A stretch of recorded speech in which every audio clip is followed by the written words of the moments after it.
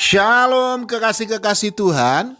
Renungan pada hari ini berjudul Dalam Naungan Tuhan.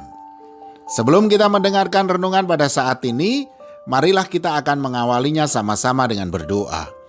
Bapa, di dalam nama Tuhan Yesus Kristus ya Roh Kudus, hanya kepadamu-lah kami menaruh pengharapan.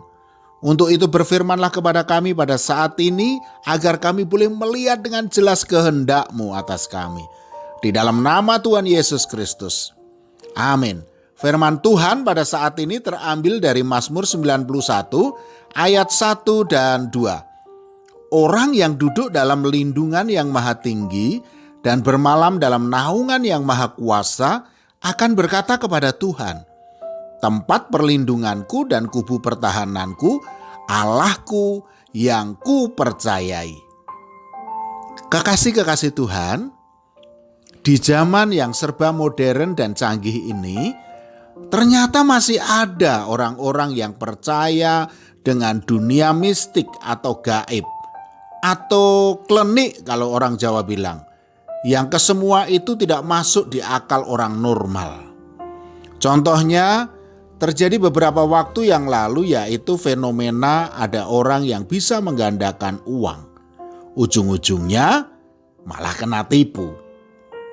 Hal itu bisa terjadi ketika seseorang itu dalam tanda kutip tidak siap menghadapi suatu permasalahan dalam hidupnya.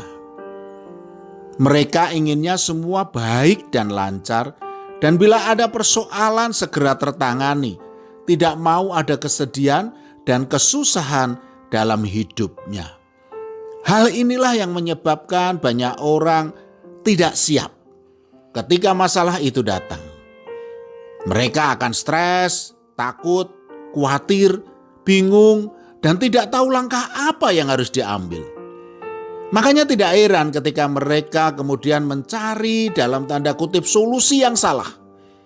Mereka lari ke dukun, paranormal, guru spiritual, pemuka agama, tokoh-tokoh yang dianggap mampu dan hebat dan lain-lain. Mereka maunya yang instan, langsung pada hasilnya. Resiko pikir belakang lah, mereka bilang begitu. Mereka tidak mau prosesnya. Inilah yang membuat orang lupa, bahkan tidak membutuhkan pertolongan Tuhan.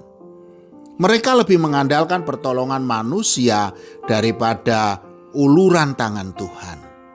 Yeremia 17 ayat 5 mengatakan, beginilah firman Tuhan.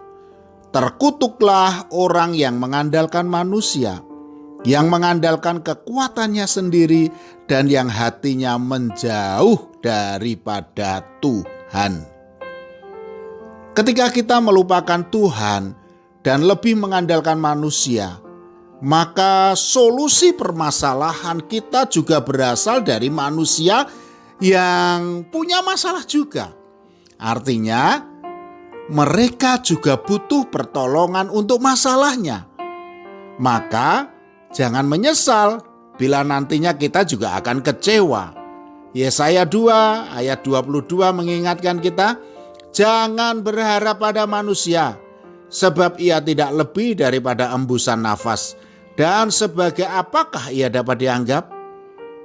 Saudaraku, segala persoalan yang kita hadapi ini sebenarnya adalah suatu proses dari rencana Tuhan atas hidup kita. Kalau kita tidak siap akan prosesnya, maka yang terjadi adalah kesusahan dan kesengsaraan yang akan kita alami. Namun, ketika kita senantiasa tinggal di dalam Tuhan dan duduk dalam lindungan yang maha tinggi dan bermalam dalam naungan yang maha kuasa seperti kata pemazmur, maka kita akan selalu siap dan dimampukan untuk menghadapi segala persoalan. Sebab ada Tuhan yang bersama kita dan ada Tuhan yang melindungi kita. Amin. Mari kita berdoa. Bapa, di dalam nama Tuhan Yesus Kristus ya Roh Kudus, Engkaulah tempat naungan kami dan yang kami percayai dikala kami menjalani proses kehidupan ini. Tutup bungkus kami dengan kuasa Roh-Mu agar Engkau mampukan melewati segala persoalan kami. Di dalam nama Tuhan Yesus Kristus. Amin. Selamat beraktivitas dan tetap semangat. Tuhan Yesus Kristus memberkati.